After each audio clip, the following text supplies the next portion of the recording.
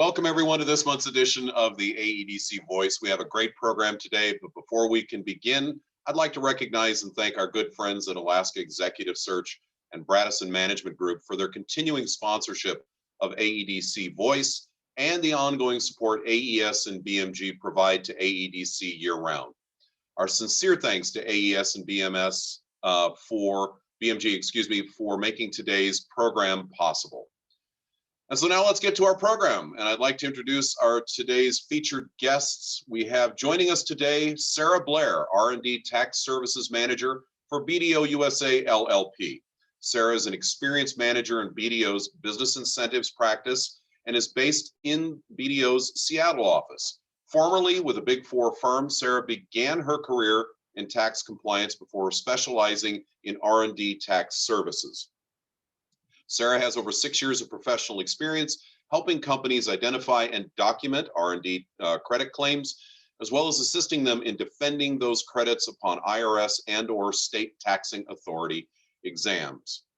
Also joining us is Laura Morris, Managing Director, Business Incentives for BDO USA LLP. Laura is a Managing Director in BDO's Business Incentives practice for the West Coast region and is based in the San Francisco offices of BDO. Since 2007, Laura's professional experience has been focused exclusively on R&D tax services and other federal-based business incentives, working with Fortune 500 companies to startups in a broad range of industries. Laura's experience includes assisting clients in identifying and documenting their R&D tax credits for tax return and financial statement purposes, including ASC 740-10 analysis and support, as well as assisting them in defending those credits on IRS and/or state taxing authority exam. So today, Sarah and Laura will discuss the Employee Retention Credit, or ERC, that was significantly expanded and extended as part of the Consolidated Appropriations Act of 2021. So please welcome to the AEDC Voice, Sarah and Laura, to discuss with you the ERC. Ladies, the floor is yours. Well, thank you. Thank you so much for that warm welcome and introduction, Bill, and really appreciate, the opportunity to spend some time with you all today to talk a little bit more about the Employee Retention Credit and what we believe to be a meaningful benefit to companies to explore as a result of the stimulus acts that have come into play. I think, for us, there's been so much information coming out for everyone, especially when the CARES Act, that initial stimulus went into play and the PPP frenzy, that weeding through all of the different information and changes that happened was difficult. And as a result, oftentimes this meaningful benefit of the Employee Retention Credit was overlooked. But we're going to actually talk today about some helpful changes that actually expand the eligibility of this benefit for a number of taxpayers and companies that previously, as the original rules were written, it was not relevant for them, and go into some more specifics so that ideally you're walking away today with a better sense of not only what this particular Employee Retention Credit benefit is, but hopefully some light bulbs go off on whether or not it is ultimately an opportunity that may be worth exploring to save some cash for your business or other client companies you may be working with. So, of course, we had our warm welcome and introduction. Really appreciate that. I know that we talked about Sarah and I's location, not currently being in Anchorage, but we support the Anchorage market through our local offices. And of course, as you hopefully know, we have a local presence at BDO there. And so we're working with professionals in our local office and businesses in Anchorage to support them with this particular benefit. We're going to start by going through an overview of the credit, just making sure we all are on the same page with the lay of the land, with what the benefit is. And then Sarah will dive into more detail with regards to specific eligibility requirements, what the definition of qualified wages are.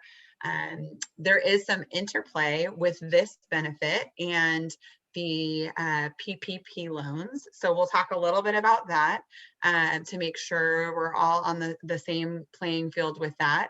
And then we'll go into what claiming this credit actually looks like ultimately, and how a company would go about extracting cash specific to this employee retention credit if it's relevant, and absolutely leaving time for questions on anything that may come to mind throughout this discussion. Hopefully Sarah and I look as good today as we do in these pictures, but if not, you're getting the real deal. So employee retention credit, what it is a refundable payroll tax credit that is available for taxpayers to use against Social Security tax or FICA payroll tax, the employer portion that is paid in. It is something that was originally introduced as a part of the CARES Act in late March of 2020. When it initially came out, it was not something that taxpayers who took advantage of PPP loan money could also take advantage of. So it was mutually exclusive. If you got PPP, no employee retention credit opportunity for you. At the very end of December of 2020 of last year, when the second stimulus came into play, the employee retention credit was actually extended. So it currently exists now for 2021 as well for the first 2 quarters. It was expanded, and we'll talk a little bit more about exactly how the benefit has increased for 2021. And it also had some helpful retroactive components. So that mutually exclusive situation that existed prior to, where PPP loan takers couldn't take advantage of this, is no longer on the table. Taxpayers that got PPP money that would otherwise be eligible for the employee retention credit can now take advantage of both. And we'll talk about some of the particulars around that today. It is a credit that applies to certain wages and applicable healthcare plan costs that are paid to employees between March through June of 2021. We can talk about how ultimately we look at the period of eligibility when we get into some more specifics with Sarah. But at a high level, the benefit itself is in 2020, a credit equal to 50% of up to $10,000 in qualified wages, which results in a maximum credit per employee of $5,000. And that is a dollar for dollar tax credit. So not a deduction. It's actually going to be offsetting, cash for payroll taxes. In 2020, the credit increases from 50% to 70%. And rather than it being capped at $5,000 for the entire year, it's actually up to and capped at $7,000 per quarter. So currently in 2021, it's maxed at $14,000, assuming you apply for both quarters. Of course, as you guys have probably heard in the news, there's additional stimulus on the table in a current form. The employee retention credit actually is potentially going to be extended through the entirety of 2021. So we'll see certainly if that ends up happening, but just, a heads up for you that this will potentially be at play with upcoming stimulus as well. All right. So the first step in determining if your company can potentially benefit from the employee retention credit is to establish eligibility and the period for which the company would be eligible. There are 2 tests to determine if the company would be an eligible employer. The first is a governmental order test. This requires that an employer's operations be either fully or partially suspended due to a governmental order related to COVID-19. This can be at the federal, state, or local level, but it does have to be a mandate or a requirement as opposed to recommendations or guidance. The second test is a gross receipts test. This is going to vary slightly between 2020 and 2021 as a result of the Consolidated Appropriations Act that came out over the holidays. For 2020, an employer must incur a decline in gross receipts of greater than 50% during a given calendar quarter in 2020 compared to that same calendar quarter in 2019. That's going to establish eligibility, and the period of eligibility will last until the quarter in which the company's decline in gross receipts is less than 20%. For 2021, an employer must incur a decline in gross receipts of greater than 20% in a quarter compared to the same quarter in 2019 again. This also includes an optional 1-quarter look back. So to establish eligibility for Q1 of 2021, we can actually look to Q4 of 2020. It's important to note that only one of these tests need to be passed in order to trigger eligibility, but certainly both can be used throughout the course of a year as applicable. So some common questions that we get on the eligibility requirements. The first is what industries are taking advantage of this, what industries are generally eligible for the ERC. The answer is that the credit is very much industry agnostic. We've listed here some of the industries that we see really taking advantage of it. However, any company, any industry that's being significantly impacted by COVID-19 may be eligible for the credit. One thing to note is that previously, governmental entities were not able to take the credit.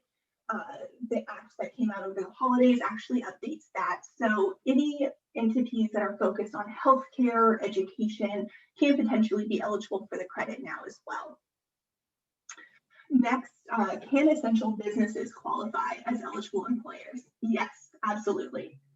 Essential businesses can still qualify under either of the tests, gross receipts or governmental order.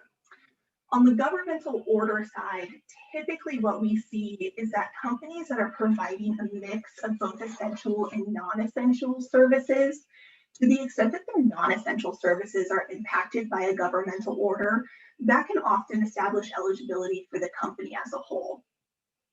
Additionally, for any essential services where your hours of operation were limited or you were forced to have some type of partial shutdown during your normal hours of operation, that can be a path to eligibility as well. Next, we'll talk a little bit about how gross receipts are calculated. Gross receipts will be calculated on a tax basis, including any book-to-tax adjustments. The general calculation is going to be total sales, net of returns and allowances, plus interest, dividend, rent, royalties, and other income. This calculation will be done based on your established cash or accrual method. So any companies that are already using the cash method will likely calculate the gross receipts on a cash method as well. And similarly, anyone on the accrual method will use the accrual method for this calculation too. A quick example just to show how the gross receipts test applies. We have two companies here. You'll notice that both had a shutdown between March and June of 2020. This is going to establish an initial period of eligibility under the governmental order test. Looking at company A, they never have a decline greater than 50% in their gross receipts for any of the quarters in 2020. Therefore, their eligibility is going to be limited to the period when they experienced a full or partial shutdown. However, looking to 2021, where the rules changed to require only a 20% drop, in addition, because we're able to use a 1-quarter look back, the 22% drop that we see in Q4 of 2020 will actually establish eligibility for them for the first quarter of 2021. For company B, they did incur a drop in gross receipts of over 50%. And because they never get back up over 20%, that's going to establish eligibility for the duration of 2020. And because the rules only require a 20% drop for 2021 as well, this company will be eligible for the entire first 2 quarters of 2021 too. Some final questions about eligible employers. It's important to talk about the implication of consolidated and controlled group. on the calculation of the credit and the establishment of eligibility. So any entities that have common ownership of more than 50% with 5 or fewer owners, either creating a parent-subsidiary relationship or a brother-sister relationship, will be considered a single employer for purposes of establishing eligibility and calculating the credit. What this means is that the governmental order test and the gross receipts test will apply to the group as a whole. Additionally, this will apply to the determination of the average number of employees, which we'll talk about momentarily for the calculation of wages. And lastly, the ERC will be calculated on an aggregate basis for companies that meet this definition. The ultimate credit will then be apportioned among the member of the groups based on the qualified wages that they've generated. And I think before we go into talking about qualified wages, one point to bring up that I know, it's pretty black and white with regards to the gross receipts example that Sarah brought up, but just reaffirming it is an OR test, and the government order piece, I think Sarah teased through some of the fact patterns that we would look at, but it's nuanced, it can be gray, and usually with a quick conversation or asking some more questions, it certainly can be easier to vet out some of the facts around eligibility. So just making sure, that those may be some questions that are coming to mind for you. So just clarifying, it's like a lot of things in the tax law, gray, and generally requires some additional assistance with navigating some of those pieces. Thanks, Laura. All right, so moving on to the definition of qualified wages. This is going to vary depending on the company's average full-time employee headcount in 2019. It's also going to vary between 2020 and 2021. So in 2020, for companies that had 100 or fewer employees, qualified wages will be all wages and health plan costs paid to all employees during the period of eligibility. For companies with more than 100 full-time employees, the qualified wages are going to be limited to the wages and health plan costs that were paid to employees who were not performing services due to COVID-19 during the period of eligibility. So certainly a bit easier of a calculation for companies with under 100 full-time employees, but the credit is certainly still beneficial and still on the table for those that have larger headcount. Additionally, for 2021, the threshold of employees was increased from 100 to 500 on a go-forward basis. It's worth noting as well that in terms of the definition of qualified wages, we do have to factor in some interplay with the other credits incentives that came about as part of the CARES Act and that were already available. Wages utilized for PPP loan forgiveness, as well as for FFCRA or the work opportunity credit, will not be eligible for the employee retention credit as well. The PPP loan forgiveness is typically where we see the most interplay. So as Laura mentioned, she'll be talking through that in a bit more detail later on in the presentation. So another example of how headcount and the changes between 2020 and 2021 can significantly impact eligibility and the amount of credit that can be claimed. So here we have an employer that has an average headcount of 250. So for 2020, they're going to be above that 100 person threshold. As we see, they're eligible for the duration of the year when the credit was available, March through December. However, because they're over that 100 person marker, only the amounts paid for non-working time due to COVID are eligible. So that's that 1.875 million. Conversely, when we look at 2021, they're still eligible for the first 2 quarters of the year. But because they're under the 500 person threshold, the credit is much larger. Even though no amounts were paid for non-working time, because they have less than 500, all of the monthly costs, the payroll costs for wages and health plan will be eligible. And they'll essentially be able to maximize the credit for their employees under the new rules for 2021. Mm-hmm. Yep, you're going to address what I was going to say, Sarah, so go right ahead. All right. So some common questions on qualified wages. First, how is the average number of full-time employees determined? This is based on 2019 numbers. The definition of a full-time employee is anyone who averaged at least 30 hours per week or 130 hours per month. It's important to note that this is not a full-time equivalent calculation. We are just looking at headcount for those employees that meet this definition on a monthly basis. For any companies that were not operational for the entirety of 2019, because it's done as a monthly average, you would just simply adjust the calculation to factor in only the full calendar months when you were operating in 2019. In terms of what costs are potentially includable versus excludable as wages, the definition is given under IRC 3121A, but in general, these are going to be all wages subject to Social Security and Medicare tax withholding. A few items that we do typically want to exclude from this calculation. First, to the extent that any companies require their employees to first utilize previously accrued any time off, vacation, holiday, sick days for periods when they're unable to work due to COVID before switching to normal pay, that accrued PTO will not be considered eligible.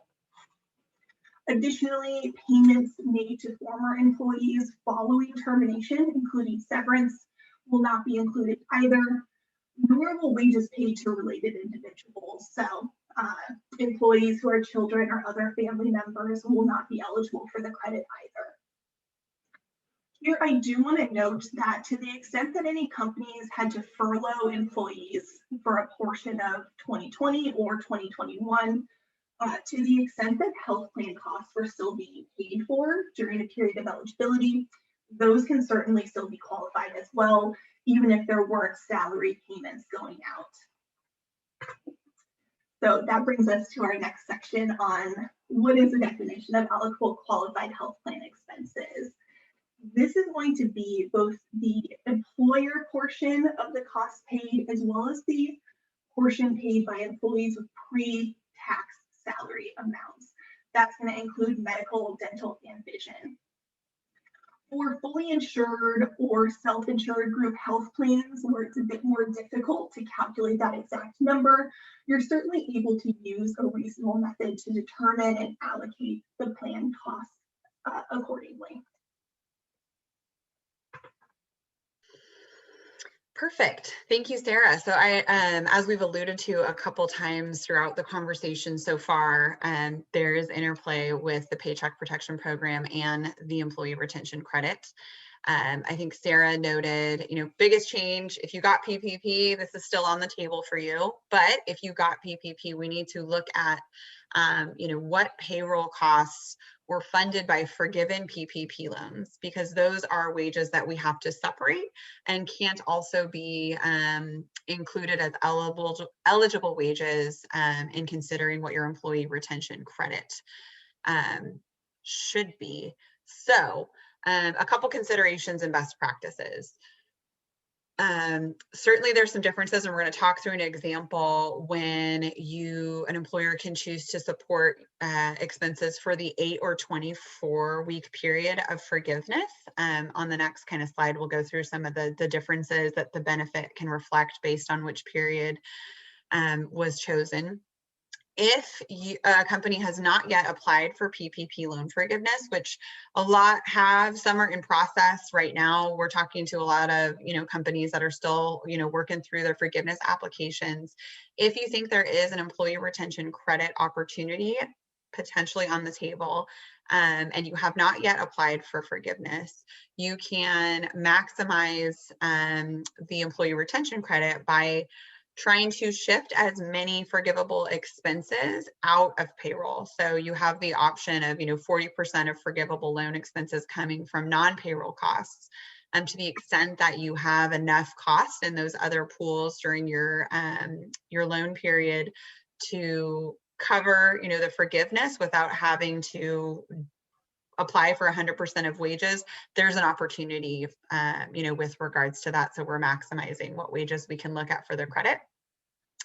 But even if, let's say a loan was applied for, you applied for 100% of forgiveness under wages, if wages that were paid exceed the amount of the PPP loan received and forgiven, and you meet the other eligibility requirements, there's likely still an opportunity on the table. And most companies that we're talking to, there has been a meaningful delta between, forgiveness received and payroll amounts paid. So don't let that, I guess, discourage.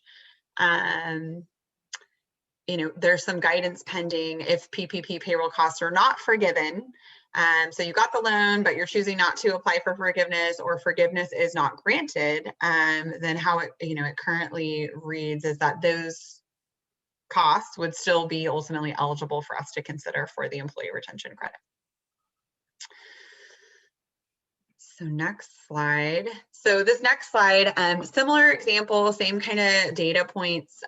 What we've done now is layered in some information in that highlighted blue section specific to PPP loan forgiveness so that we can illustrate how the benefit is impacted. The first column and scenario ultimately aligns with a 24-week forgiveness period and goes through kind of what wages would be allocable to the employee retention credit period. So we're having to reduce eligible wages by the $325,000, but still generating, a $250,000 credit. The next example is looking, and the other two examples are looking at a 2-week period. Where in the first example, 100% of the PPP loan forgiveness was applied against wage amounts. So we have to reduce the employee retention credit eligible wages by the full loan amount. Whereas in the next example, you can see that what ultimately was allocated to wages was lower because the company in this scenario was able to maximize 40% of other costs to basically apply towards forgiveness. And so as a result, you can see a significant uptick in the benefit. So just wanting to illustrate what can be advantageous from that forgiveness standpoint. But again, to reiterate, if you already applied for forgiveness, it was for 100% of wages. If total wage costs exceed, forgiven loans, there's still potentially an opportunity if the other facts align. So we've talked a lot about this credit and how it could be a good benefit, but certainly top of mind is how companies are actually going to be receiving it, how they claim it, kind of what the steps are. As we talked about at the start, it's a refundable payroll tax credit. When we are talking about 2020, obviously we're talking about going back and looking at historical periods from last year. Because it is a payroll tax credit, it's claimed on the Form 941 employment tax return each quarter. If it is determined, let's say now that a company has a credit on the table for 2020, we isolate, a particular credit amount in Q2 and Q3. In order to go back and take advantage of it, it would require amending the Form 941 to claim a refund for the credit amounts on the table. Because it's a refundable credit, let's say FICA payroll tax in Q2 of last year was $50,000, an employee retention credit for that same quarter is identified, that's $100,000. You would expect to see the entire $100,000 amount refunded. It is not something where that extra $50,000 rolls forward to a future quarter and gets utilized there. It is the nature of the refundable tax credit to refund any excess credit identified in a quarter back to the taxpayer. When we're talking about 2021, we're in the first quarter right now. If there is an opportunity to make a claim for an employee retention credit, you do not have to wait until the end of the quarter. There is rapid refund forms available for taxpayers that have less than 500 employees. So you can apply to preemptively receive some of the credit back in the quarters for 2021. You, of course, absolutely can also just wait and reconcile that on your quarterly 941 filing, or if you don't get to it, until later in the year, absolutely can still go back and retroactively claim refunds on the employment tax returns. A common question that we get, or a misconception, is, well, I've elected to defer my payroll taxes, so this really isn't a relevant opportunity for me. As you know, you have to pay those taxes back eventually. And even though you may have chosen to defer your FICA payroll tax for the last year and sometime through this year, you would have still had to file Form 941s, kind of reconciling the payroll tax amounts that are being deferred. So there's absolutely still a benefit to recouping costs in those quarters, even when payroll tax deferral has been at play. Anything, Sarah, I missed with regards to the claiming piece you think would be relevant to add? No, I think that covers just about everything. In terms of, I guess, amending the 941s, we are subject to the standard statute of limitations. So in terms of timing, I think for most cases in 2020, we'll still have a full 2 years left to go back and amend to claim any credits that were left on the table. So it's an item that we can certainly visit at any point in time. No huge rush to take a look at it now or to focus on it just this second. But if it's something that maybe you're interested in reviewing later down the line, that option certainly exists. Absolutely. So I think outside of, maybe next slide, Sarah, outside of, the information that we've shared with you today, which we tried to summarize, I know it's a lot of technical stuff in certain instances, but trying to bring kind of practical examples to you all. We also have a lot of thought leadership that's put out specific to this, some particular pieces that are very industry specific as well. So we've included, those in our slides, which we can share and make sure those get passed along with you. And these are all linked in case that is helpful, for you. We continue to track, updates, as I mentioned, as this potentially continues to get expanded or change. There's also FAQs we are pending updates from the IRS specific to guidance for taxpayers relative to the employee retention credit. Those haven't landed yet. As soon as they do, we'll be putting out some more information specific to that as well. So just wanted to put this in your hands so people had access to additional information if helpful. I think, in closing, it's something where there's nuances to this credit. We want to make sure certainly that any company that is eligible is aware of it, can take advantage of it. I think I started with saying there's been so much information and companies are so inundated with a lot of information around what's relevant to their business for the stimulus, and weeding through some of that can be a challenge, but hopefully some clarity today specific to whether or not this particular piece is relevant and maybe worth pursuing. So I think with that, we've reached the Q&A portion of our discussion for the day.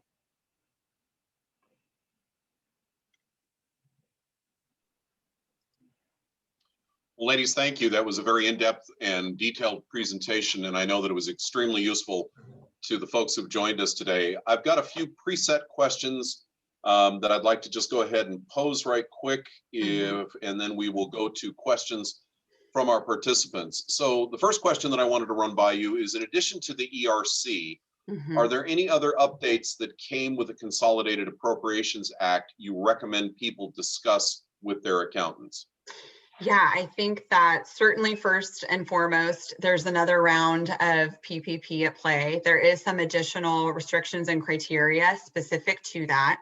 I know I was on the phone with a company earlier today. They had applied recently and today just found a large sum of money, in their bank account specific to that. So I think there's SBA is acting a bit quicker than last time. So that would certainly be one, if you haven't explored its relevance to you, that is top of mind from my end.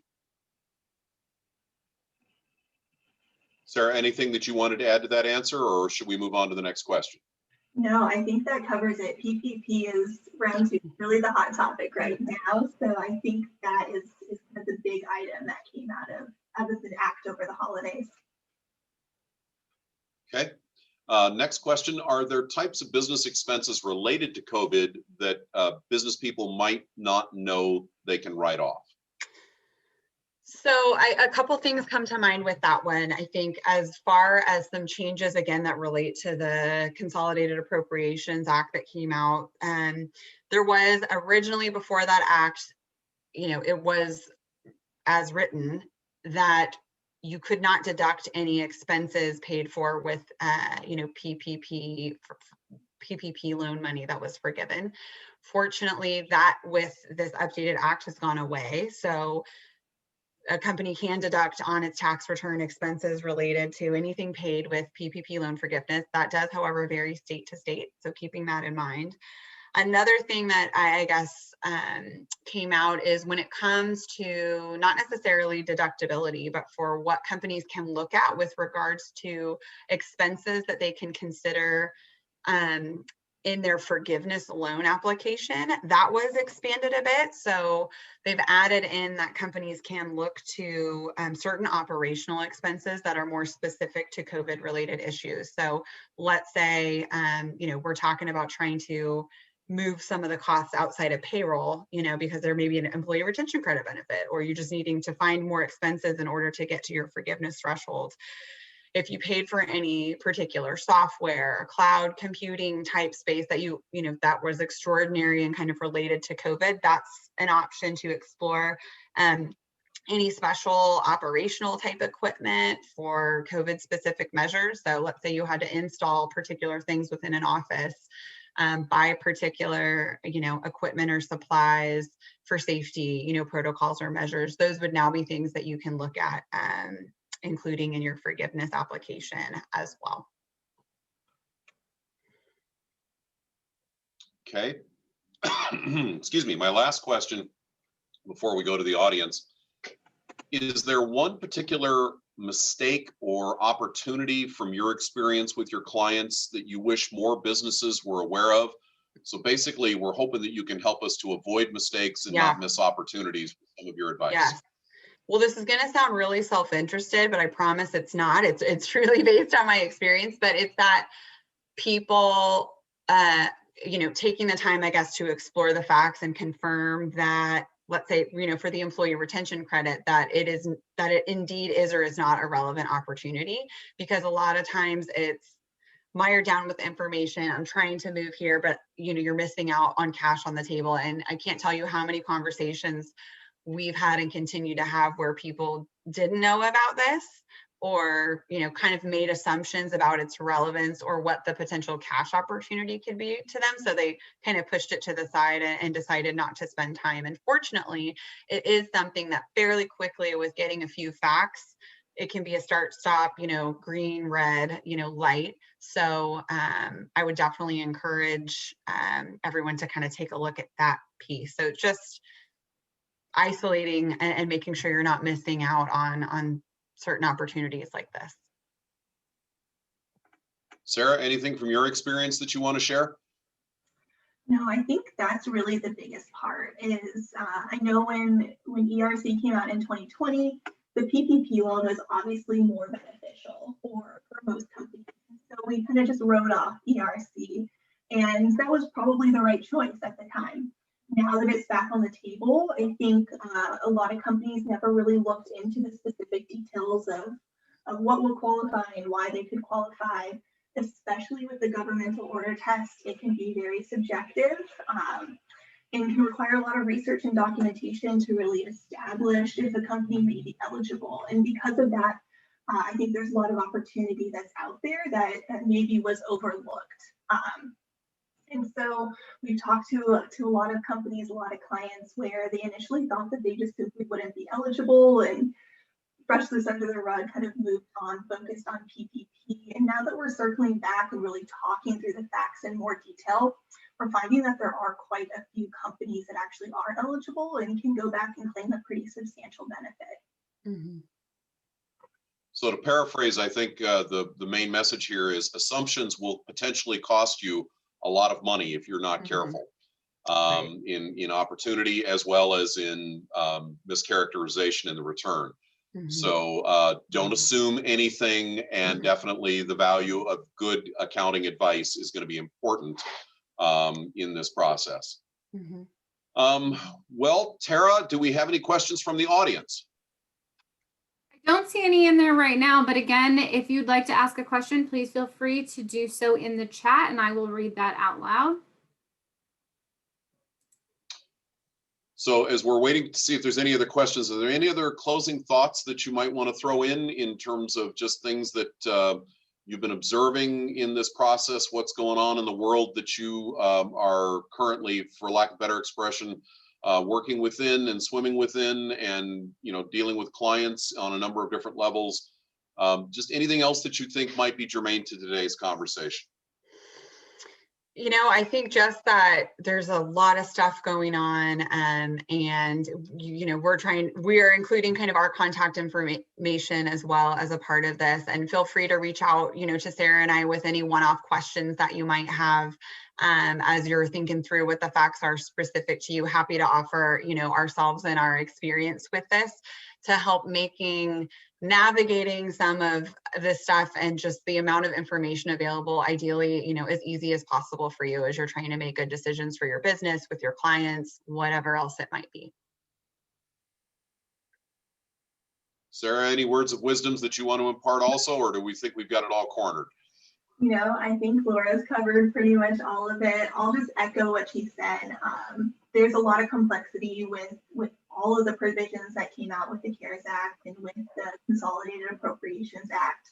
There's so much interplay between all of these benefits. But what we're seeing is there's definitely ways to optimize a lot of them for most companies. And so if you have any questions, let us know. We're more than happy to provide any guidance that may be helpful to you or your specific situation.